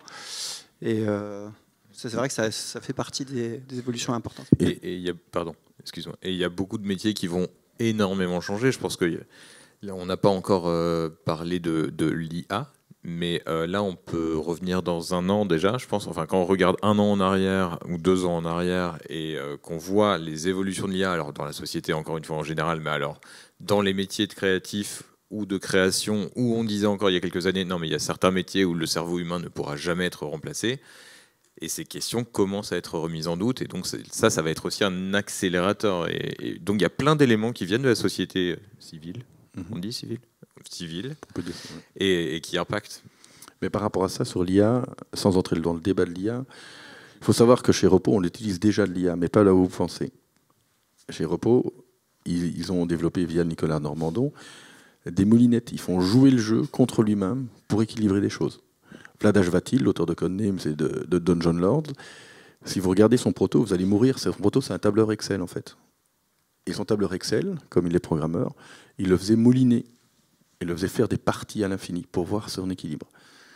Ça fera jamais un bon jeu, mais c'est nécessaire. Nous, par exemple, sur Zénith, on a sorti le jeu en avance sur BGA, codé, et au fur et à mesure des stats, on a fait modifier les choses. On a modifié les choses sur les parties qu'on pouvait avoir, qu'on n'arrivait pas, nous, à usiner. Au bureau, on ne peut pas faire 300 parties sur une journée. Mais par contre, utiliser BGA pour que des joueurs, sans le savoir, ils le savaient, parce qu'ils étaient sur un 0 bêta test, etc., mais jouent, et que nous, on regarde comment ils jouent. Donc on regarde ce qu'ils ont fait ou pas fait, et ce qu'ils regardent, cette carte-là, est-ce qu'elle est jouée ou pas. C'est des choses qu'on utilise et dont on aura besoin.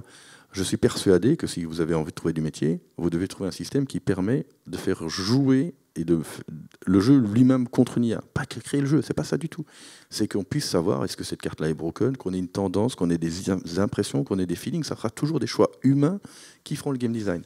Mais par contre, savoir qu'après 10 000 parties, cette carte-là, elle est jamais jouée. Bon, il faut déjà voir s'il n'y a pas un problème de codage de l'IA, mais ça peut être intéressant. Et nous, en tout cas, c'est pas encore de l'IA, chez Repo il le faisait, mais je vous dis, c'est que ça commence à être utile, parce que notre cerveau humain ne permet pas de tout développer. Un jeu comme Magic, un jour, ils vont devoir se poser. Tous les jeux de TCG, un jour, ils vont devoir se dire, en fait, il y a trop de cartes, je sais pas comment on va faire, il faut qu'on réfléchisse, etc., etc. Donc je pense que ça, et ça va pas être la création, ça va vraiment être utile pour nous, pour avoir du data. Parce que le jeu, on ne peut pas, nous, prévoir tous les coups, on ne peut pas prévoir toutes les possibilités, toutes les combinaisons, etc. Oui. Sur Captain Chief, c'est facile, sur Zenith, c'est plus compliqué, sur un TCG, c'est l'enfer. Oui, mais c'est vrai que quand j'ai entendu ça, effectivement, ça avait été passé à la moulinette et qu'on s'est aperçu, ils se sont aperçus que 60% du temps, le premier joueur gagnait sur une des premières versions. Hein. Et ça a permis en fait en 1 heure de simuler 4000 parties avec des joueurs IA qui ont fait toutes les possibilités possibles, des millions de parties même, je dis.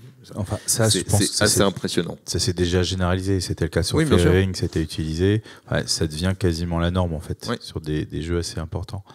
On va parce que le temps file, hein, d'ici 4-5 minutes, on va poser des questions. Je veux juste poser une dernière question et revenir sur un truc. Tim, on parlait tout à l'heure de l'international et autres. Il y a une grosse évolution chez Boule Orange, on va dire ces 6 dernières années, où à un moment donné, vous éditiez des jeux quasiment par zone géographique, en fait, par rapport à vos demandes de commerciaux sur tel et autre. Vous étiez arrivé à une époque à 32 jeux quasiment par an.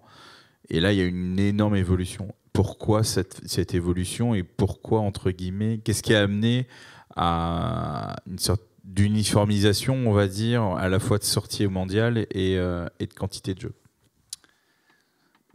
Tout simplement, mais je pense comme beaucoup d'éditeurs, on s'est aperçu qu'il y avait beaucoup de jeux sur le marché, que c'était compliqué, c'est de plus en plus compliqué pour un jeu d'exister, qu'il y a eu une phrase qui a été lancée, qui était, je trouve, c'était Good game is the new bad game, ou je sais plus. La phrase d'Eric Lang, c'est que les OK games sont les nouveaux mauvais jeux, ou un truc dans ce genre-là. Elle était vraiment vraie, c'est-à-dire que à une époque, on allait sur un salon comme Essen ou Nuremberg, on présentait notre nouvelle collection aux distributeurs. Et puis ils prenaient tout, et c'était limite qui c'est qui bloque le jeu en premier, etc. Puis à un moment donné, on s'est aperçu que c'était de moins en moins, mais c'est normal, les distributeurs, ils avaient accès à de plus en plus de jeux, et ils faisaient de plus en plus leur choix, ce qui est le cas après, je pense, des boutiques de jeux aussi. Je pense que les boutiques, à une époque, elles prenaient tout. Et Et quand tu lançais un jeu, tu étais sûr de faire une implantation. Et à un moment donné, on s'est aperçu que ce n'était plus le cas et que nos jeux étaient tous au moins OK, mais que les OK, c'était devenu des gros bits, quoi. Et donc, je pense comme beaucoup, on s'est dit, on va faire moins de jeux, on va peut-être mieux les choisir, on va peut-être mieux les travailler, on va peut-être mieux communiquer dessus. Moi, je vais être honnête, parce que je ne l'ai pas fait parce que tout le monde disait il faut faire moins de jeux, c'est mieux pour le marché. Moi, je l'ai fait pour nous, parce qu'à un moment donné, on voulait mieux vendre nos jeux et qu'on s'est aperçu que pour mieux vendre nos jeux, il fallait mieux choisir, mieux. Donc voilà, ça s'est fait assez naturellement et effectivement, on a réduit la voilure et on a fait la même chose avec Tribuo, notre société de distribution, où on s'est dit on va être un distributeur où on va prendre peu de jeux en distribution, mais essayer de prendre des jeux que les boutiques vont apprécier et que les joueurs vont apprécier. Oui, c'est notre cas aussi, c'est-à-dire que faire moins mais mieux, je pense que c'est mieux. Au final, pour tout le monde, c'est mieux pour les éditeurs, c'est mieux pour les distributeurs, c'est mieux pour les ludicaires, c'est mieux pour les joueurs qui, du coup, se retrouvent avec une qualité qui a grandement augmenté. Parce qu'il faut voir que les protos qu'on nous propose aujourd'hui, quand on va rencontrer des auteurs sur les salons, c'est incroyable la qualité de la production, notamment en France.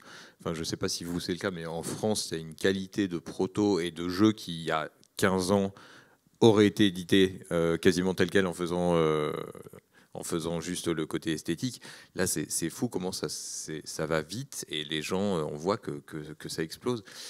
Et pour te rejoindre, oui, le cycle de vie d'un jeu, c'est largement augmenté, c'est largement accéléré.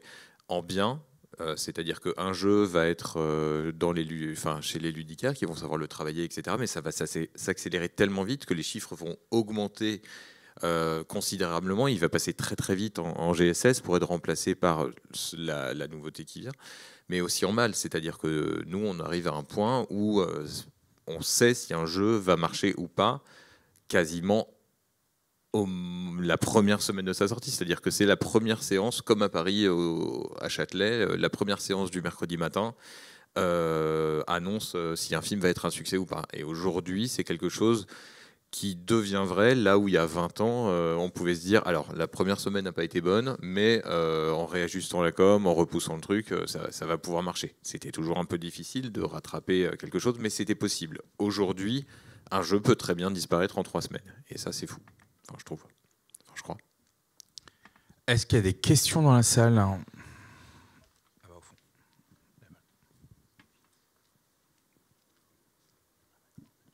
Bonjour. Vous avez rapidement abordé la responsabilité élargie du producteur, donc le système en France qui est un peu le pollueur-payeur, je mets des choses sur le marché, j'en assume la responsabilité du recyclage, etc. Et là, quand on vous entend, on se dit ouais, la fast fashion, c'est une chose, le fast gaming, c'en est une autre. Donc, qu'est-ce que vous mettez en place par rapport à toutes les étapes du jeu, que ce soit dans le design, l'impression, et après, éventuellement, le recyclage, éventuellement. Enfin, un peu, on ne vous a pas trop entendu parler sur cet aspect-là. Merci. Alors, qu'est-ce qu'on met en place ? On essaye, je pense, comme beaucoup de gens, de faire des choses. Mais déjà, la première chose, moi, qui me paraît importante, c'est notre métier, nous, c'est d'éditer des jeux. Et c'est de faire jouer les gens. Et donc, moi, j'ai zéro culpabilité avec tout ce qu'on fait dans un premier temps. Et je me dis, oui, nous, par exemple, Blue Orange, on fait beaucoup de jeux en Chine. Alors oui, c'est vrai que là, on est sur un projet d'usine de jeux de société en France. Mais on continuera à faire des jeux en Chine demain parce qu'il y a peut-être des éléments qu'on n'arrivera pas à faire en France, etc. Donc, je veux dire, le plus important pour moi, ça sera, si on doit trancher, ça restera toujours de correspondre à notre métier. Notre métier, nous, c'est de faire jouer les gens qui passent des bons moments en famille, qui s'amusent, et c'est notre mission numéro 1. Après, par contre, effectivement, on fait attention. Ça fait longtemps qu'on fait attention chez Blue Orange. On a un programme, par exemple, qui est qu'on replante pour chaque arbre coupé 2 arbres dans les forêts amazoniennes qui sont utilisés donc avec une association Ishpingo par les locaux pour de la plantation, etc. Donc Il y a plein de choses qu'on a fait au cours des années. Je ne vais peut-être pas tous les lister ici parce que j'aurais l'impression de faire ma com RSE et que ce n'est pas le but. On essaye d'être attentif. Là, en ce moment, on est sur un projet d'usine de jeux en France, mais qui n'est pas que Blue Orange, qui est vraiment pour que les éditeurs de jeux qui ont envie de fabriquer des jeux en France à des coûts corrects puissent le faire. Donc c'est un projet par exemple qu'on lance sur cette année. Il y a plein d'autres petits projets qu'on a envie de faire et qu'on aime faire. Et je crois que c'est un peu tous les éditeurs. On a chacun notre pierre à l'édifice à mettre là-dedans. Il y a une conscience. Moi je vois avec l'Union des éditeurs de jeux, les sujets là ils sont hyper importants, ils sont beaucoup abordés. Donc il y a une vraie conscience du milieu. Je pense qu'on est dans un milieu globalement plutôt sympathique et plutôt conscient. Donc il y a des choses qui sont faites, mais il faudrait peut-être que l'Union des éditeurs de jeux communique là-dessus auprès du public pour qu'on puisse plus facilement le décrire, mais voilà. Alors évidemment, je pense que c'est plus facile pour des sociétés qui se lancent et qui sont plus agiles, etc., qu'une grosse usine, etc. Enfin une grosse boîte est déjà qui a plein de choses. Typiquement chez Playpunk, on est sensible à ça. Mais on reste une société qui doit éditer des jeux et qui doit vivre avec ça. Je vais faire une boutade, mais je pense que le jeu le plus polluant, c'est celui qui est mauvais et qui n'est pas acheté. Donc on essaie déjà de faire que des bons jeux en espérant qu'on va se planter, etc. Mais des jeux qui vont être vendus, achetés et rejoués. Et il y a des solutions qui sont en train de se mettre en place. Il faut savoir que le réseau d'usines européennes, il est bon, mais il ne permet pas de faire toutes les mêmes choses. Typiquement, si vous connaissez nos produits, on a fait Captain Flip et Zenith. C'est des jeux qui ne demandent aucune technique spéciale.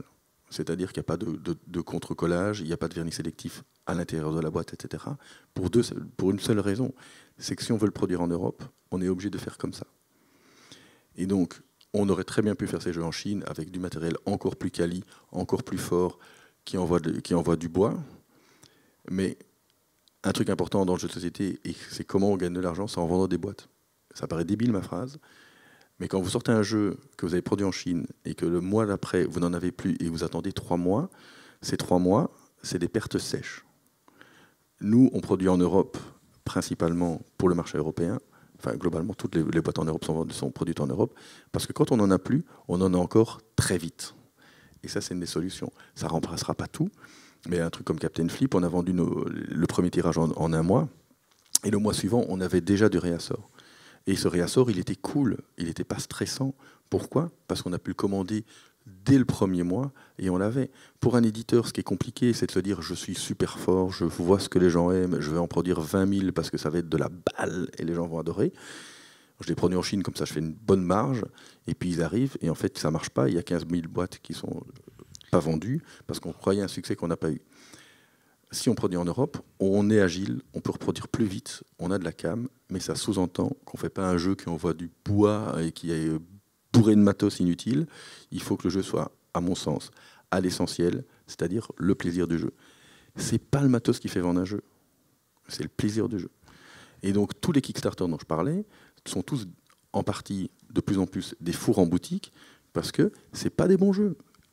Et il faut modérer mon propos, etc. Mais je veux dire, à un moment donné, les mecs l'ont acheté, mais les gens ne veulent plus ça. En fait, ce qui se vend et sur lequel les ludicaires vendent et gagnent leur vie, que nous on gagne leur vie, c'est sur les jeux que les jeux que les gens aiment. Et globalement, évidemment qu'il faut des gimmicks. Évidemment qu'Azul, 100 pièces en bakélite, ça marche pas. Mais Azul, ça marche essentiellement parce que c'est un très très très bon jeu. Et donc voilà, donc je pense que, en tout cas nous chez Playpunk, mais le but n'était pas de faire d'avancer chez Playpunk, on fait attention à ça, mais de la conception à la stratégie économique. Par contre, je me permets juste un truc, juste pour donner quelques données, parce que tu parles d'Europe et tu parles de Chine, et il y a des informations, des données derrière. Dis-moi, tu me corriges si je dis des bêtises, une production en Europe entre le moment de la commande et le moment de l'arrivée, c'est à peu près 8 semaines, voire moins, ça dépend le type de jeu, et si c'est que du kart, ça peut descendre des fois jusqu'à 4 semaines. On va dire qu'on va compter 12 semaines pour la Chine, voire plus, selon les moments. Donc en clair, des ratios de 1,5, 2, voire x3 entre la commande et la réception. Et deuxième information à mettre, on va dire, connexe à ça, autant il y a une dizaine, quinzaine d'années, avoir des sold out, des ruptures était un moyen de communiquer en disant mon jeu c'est le meilleur et tout ce qui suit. Je me souviens d'une société on va dire canadienne parlant français, qui jouait là-dessus, ça marchait très très bien. De nos jours, une rupture peut faire disparaître le jeu définitivement du magasin. Ouais, c'est exactement ce que j'allais dire. C'est-à-dire que nous, pareil, chez Asmodée, il y a une grosse politique RSE, c'est-à-dire qu'on est sensible à ces sujets-là, à la fois parce que c'est important, mais aussi parce qu'effectivement, toute cette question de production est essentielle. Et à savoir que c'est là-dessus que j'ai à rebondir. Une rupture peut tuer un jeu. C'est-à-dire un jeu peut très bien avoir un bon démarrage. S'il disparaît des rayons, il y a tellement de nouveautés qu'il est remplacé, qu'il est oublié. Un très bon jeu, bien sûr, les gens vont l'attendre. Là-dessus, il n'y a pas de souci.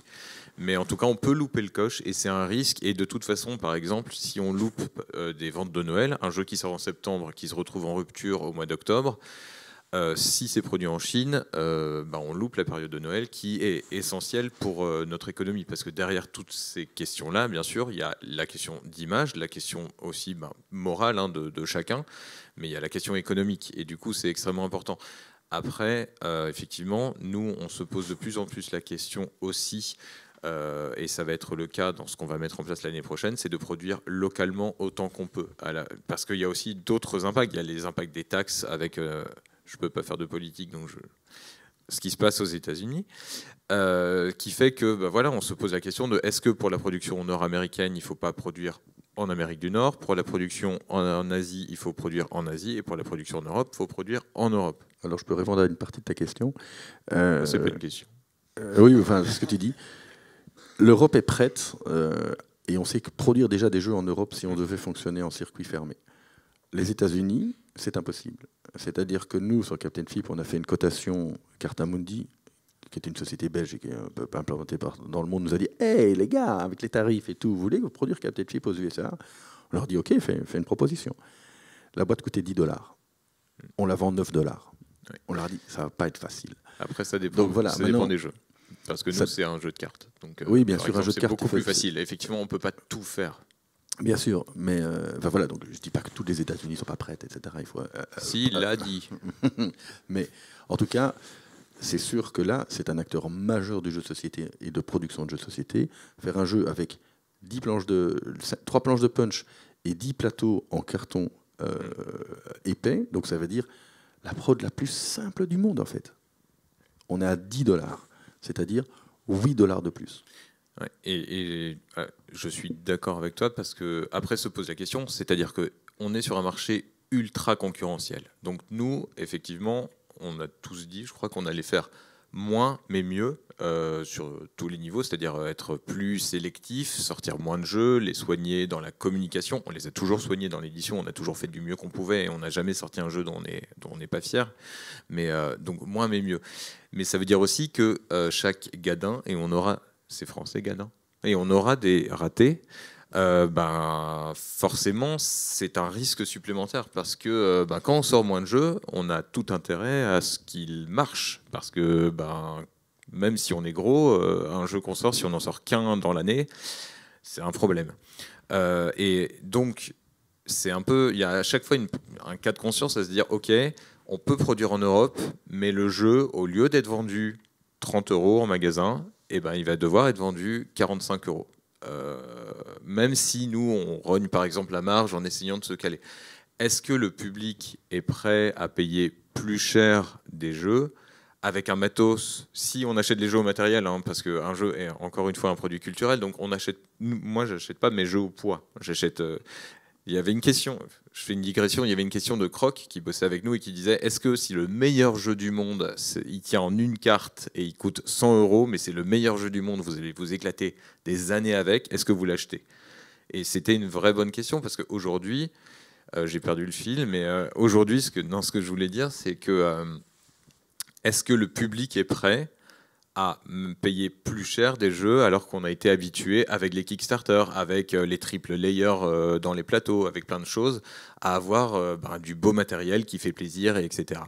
Voilà. Il y a toutes ces questions-là qui se posent et c'est une vraie prise de risque de se dire on a un très bon jeu, on peut le faire en Europe, mais au lieu d'être à 30 € prix public, on est à 40 € prix public. Est-ce qu'on le fait? Oui, non. Quel est le risque pour nous et qu'est-ce qu'on a envie? Donc c'est des vraies questions qui se posent. Bernard, tu as une question là-bas? Merci. Bonjour Pierre Buty, moi j'aimerais revenir sur un point que vous avez abordé très rapidement parce qu'il a été un peu auxiliaire, c'est la question des écoles spécialisées en jeux de société. Vous avez mentionné les écoles de jeux vidéo qui sont un milieu que je connais très bien parce que j'ai enseigné dedans pendant plusieurs années. C'est pas du tout un milieu qui est drivé par la demande. Pour le coup, c'est un milieu qui est drivé par l'offre. Il y a des générations entières de jeunes qui veulent faire ça dans leur carrière et du coup qui sont prêts à payer pour avoir cette formation-là, sans corrélation directe avec ce que le marché est capable d'absorber sur les besoins réels des studios. Est-ce que vous avez l'impression que les écoles qui viennent d'ouvrir, donc il y en a une qui vient d'ouvrir en Belgique, a une réflexion vraiment sur quels sont les besoins spécifiques que le milieu exprime et quelle va être la formation qui sera accordée à ces jeunes, et pas juste une sorte de mélange un peu confus de bon bah vous voulez faire du jeu, on va vous apprendre plein de choses sur les jeux, mais au final vous n'aurez pas une formation qualifiante qui vous fera de vous un expert dans un métier. L'idée c'est que ça va être créé par Tanguy Gréban. Tanguy Gréban, c'est quelqu'un qui a monté et qui a tenu une des plus grosses boutiques de Belgique, qui s'appelait Case Départ, qui était à Louvain-la-Neuve, donc qui était une ville universitaire, que l'on a recruté avant de partir de chez Repos en vendant Asmodée. On l'a recruté comme directeur éditorial, poste qu'il a tenu pendant 5 ans, qu'il tient encore jusqu'en juin. Donc je pense qu'il a vraiment un cursus qui va du luthiquaire à l'éditeur en passant avec une vision de la distribution. Donc je pense qu'il a vraiment un parcours professionnel nickel et béton pour lancer la boîte. Maintenant, lancer cette école. Maintenant, comment il va répondre, etc., comment il va le faire, je n'en sais rien. Mais en tout cas, il l'a fait en ayant eu énormément d'étapes du métier, en les ayant pratiquées pendant plusieurs années. Donc je pense qu'il y a une volonté de produire, c'est pas un mauvais mot, mais de former des jeunes qui seront prêts à aller bosser et qui seront prêts à aller bosser dans le milieu, quoi. Et surtout, c'est qu'il va faire intervenir, alors, parce que je vais intervenir là-bas aussi, beaucoup de professionnels du secteur, sur la distribution, sur l'édition. Je pense que Thomas t'intervient aussi, il y aura aussi Cédric, il y aura énormément de monde au cours de l'année. Il y aura des auteurs professionnels d'auteurs de jeux de société. Après, c'est la première année, il y aura certainement des choses qui seront corrigées sur la deuxième ou quoi que ce soit. Pour l'instant, de ce qu'on peut voir, tout est mis en œuvre. Alors, on ne dit pas que ça va être parfait, après on n'est peut-être pas automatiquement objectif, mais pour l'instant, de ce que moi, en tout cas à titre personnel, je vois, il n'y a pas trop d'équivalent. Après, qualifiant et autres, je ne pense pas que ce soit possible dans l'immédiat. Il faut savoir que pour lancer la boîte, enfin pour lancer cette école, c'est toujours compliqué de lancer quelque chose. Il a demandé à des éditeurs de faire des partenariats, et donc entre autres nous, mais à Spiral, il y a BlackRock, je pense qu'il le fait, Asmodée on attend. On subsidie à hauteur de 2 000 € l'école, et en échange de ça, échange de bons procédés, c'est du business, on reçoit un étudiant qui vient à Essonne animer pour nous tout le salon, qui va voir ce que c'est la vie professionnelle, qui va faire des démos à des joueurs, qui va faire des démos à des non-joueurs, ce qu'absolument tous les éditeurs du monde doivent apprendre à faire, que le jury de Cannes devrait apprendre à faire. Et c'est essentiel. Et donc il y a une vraie volonté, oui c'est un petit taquet, mais il y a une vraie volonté de cette école de mettre en connexion les étudiants avec des professionnels. Et donc voilà.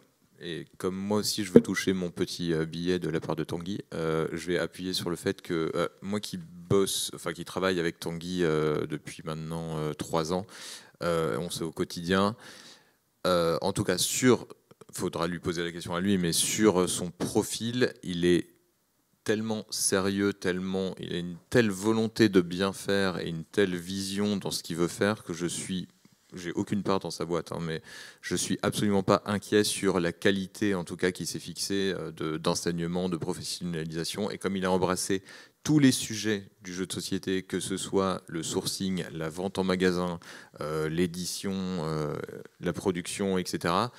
Et il a un tel carnet d'adresses à connaître tous les professionnels de tout ça que je suis absolument pas inquiet sur la qualité de ce qu'il va enseigner. Et pour nous, c'est très très précieux. Je sais qu'il y a une question chez Asmodée, je ne sais pas qui doit répondre d'ailleurs actuellement. J'en sais rien. Juste pour ça, il y a une vidéo qui est sortie, je crois, il y a une semaine ou 15 jours sur le monde du jeu, d'une interview justement de Tanguy. Ça sera peut-être aussi un bon moyen d'échanger, et il est présent sur le salon. Donc pour ceux qui veulent, il y a moyen de le rencontrer, même s'il est beaucoup chez Asmo en train de bosser. Et son numéro est le 06. Est-ce qu'il y a d'autres questions ? Là-bas. Je regarde l'heure, ce sera peut-être la dernière. Oui, bonjour. J'avais une petite question. C'était, vous avez pris comme exemple Dixit. Et j'étais curieux, je me demandais, est-ce que pour vous, du coup, il y a eu un avant et après Dixit dans le milieu, dans l'industrie? Oui, en termes d'histoire du game design, il y a vraiment des dates clés. Une des premières dates clés, c'est il y a 50 ans, c'était la naissance du jeu de rôle. C'était l'invention du dé avant. Voilà, oui, bien sûr, on va pas aller aussi loin. 1904. Il y a des jeux événements, en fait. Un jeu comme El Grande est un jeu qui a, je parle du risque, c'est le premier jeu de majorité, en fait. Plutôt que de faire la guerre, on va mettre plus de pions que l'autre et on va gagner la carte. Dixit est le premier jeu de communication visuelle qui est sorti et qui a lancé une vague de jeux de communication. La vague du jeu de coopération, elle a été lancée par le Seigneur des Anneaux coopératif de Rainer Knizia. Il y avait déjà des jeux coopératifs avant, mais c'est ce jeu-là qui a montré au public, à l'industrie, aux joueurs, vous pouvez jouer ensemble contre le jeu et vous amuser. Dick Roux est un des derniers, enfin, Dick Roux a lancé le jeu coopératif, le jeu de pli. Le jeu de pli, ça faisait des années que ça existait, des centaines d'années que ça existait. Il a vraiment été marquant dans l'histoire de game design. Dominion est le premier jeu de deck building. C'est pas tout à fait le premier jeu de deck building, si les gens regardent bien, mais c'est celui qui l'a vraiment lancé, qui l'a mis sur la table. On était tout près, il y a des jeux qui étaient tout proches de cette idée-là, mais c'est lui qui l'a lancé. Donc vraiment, oui, Dixit a clairement changé des choses. Il n'a pas révolutionné le marché, il a créé une nouvelle case. Les Roll and Write ont été lancés, c'est plus difficile à identifier, peut-être par Picomino, et qui n'était pas le premier pourtant. Mais... Roll in Japan, j'aurais tendance à dire, par là. Voilà, oui. Enfin, donc il y a vraiment des jeux clés qui ont marqué, changé les choses. Magic the Gathering, quand il est arrivé, il a tué le jeu de rôle. Et maintenant, le jeu de rôle a repris, etc. Et ça reste un des piliers de l'industrie. Si vous connaissez Hasbro, c'est une des marques qui, il y a 10 ans, n'était pas leur marque principale. Mais maintenant, c'est une des marques phares. Donjon Dragon est une marque phare d'Hasbro. Donc voilà, non, il y a vraiment, dans notre industrie, des moments qui ont été des moments clés, marquants, et qui ont changé des choses. Et aussi en termes de, je pense aussi de direction artistique. Il y a aussi eu un mouvement de fond avec ça. Oui, bien sûr. Oui. Et en fait, c'est peut-être la première fois, enfin, encore tous les marchés ne sont pas d'accord là-dessus, mais le fait qu'il faut investir dans les illustrateurs pour que les jeux soient beaux, et de nouveau, c'est une évolution du marché. Oui. Il y a une époque où on vendait des jeux bruns parce que c'était des mecs qui n'avaient rien à foutre d'acheter des jeux, qui achetaient des bons jeux. Ça, c'est maintenant, oui, mais il n'y a pas que ça. Mais il y a surtout Historia. Mais maintenant, il y a vraiment un besoin que le jeu soit beau, que les graphismes soient beaux, soient attirants pour tout le monde, pas que celui qui l'achète. Il doit être attirant pour ceux qui vont le jouer, qui vont le vendre, etc. Donc, on peut s'en rendre compte avec Skijo. Exactement. Oui, mais il y a toujours des exceptions. Oui. Mais après, c'est vrai que du coup, là, on voit que la théorie qui dit que la concurrence est bonne pour l'économie, oui, la concurrence, ça pousse forcément à aller plus loin, plus haut et à faire encore mieux sur tous les aspects. On prend une dernière question, parce que là, on a plus que débordé. Frédéric Ludicaire, j'avais une petite question. Vous avez parlé brièvement du TCG au niveau du jeu de société. Moi, je voulais savoir justement si le TCG avait fait évoluer le jeu de société dans les 20 dernières années qu'on a, ou si au contraire, à l'heure actuelle, le TCG ne cannibalise pas le côté expert du jeu et voilà, si on ne devient pas plus familial au niveau du jeu de société parce que le TCG est en plein essor à l'heure actuelle. Voilà. Bonne question. Je n'y ai pas pensé, c'est possible. Vous avez 4 heures. Mais moi, je ne sais pas. J'ai pas du tout la réponse. Je vais pas faire d'ultra-crépidarianisme. Et ouais, je l'ai placé. Mais je pense que ça se nourrit et que c'est un système de bascule, à savoir que alors mon expérience personnelle et autour de moi, c'est que on passe au TCG et puis on retourne aux jeux de société et puis il y a une extension qui nous intéresse chez Magic, donc on va retourner un peu à Magic avant de se dire ah oui non c'est pour ça que Magic faut pas que je mette les doigts dedans parce que c'est tellement addictif que je mets trop d'argent, donc je retourne sur le jeu de société, etc. Pour moi c'est quelque chose qui se nourrit et ça marche comme ça. Après, c'est sûr que pour des sociétés, après, si on parle vraiment business, pour des sociétés comme Asmodée, c'est des choses qui ont été des accélérateurs. Pokémon TCG a été un accélérateur pour Asmodée et du coup, je pense, pour le marché français. Moi, j'étais pas là, donc j'ai le droit de le dire. J'ai rien fait. Mais du coup, oui, c'est sûr, ça a permis à Asmodée d'avoir une vision, une ambition de s'asseoir sur un marché, de prendre prise sur un marché, et du coup de créer tout ce qui a été créé aussi, avec d'autres, hein, bien sûr, mais ça a contribué à. Et j'ai l'impression, et ta question me fait réfléchir, j'ai oublié dans mes dates clés, je vais dire du bien d'Istari, quand Kaelus est sorti, il a vraiment créé un marché. On a dit, tiens, il y a moyen de faire de l'argent avec des jeux gamers de nouveau.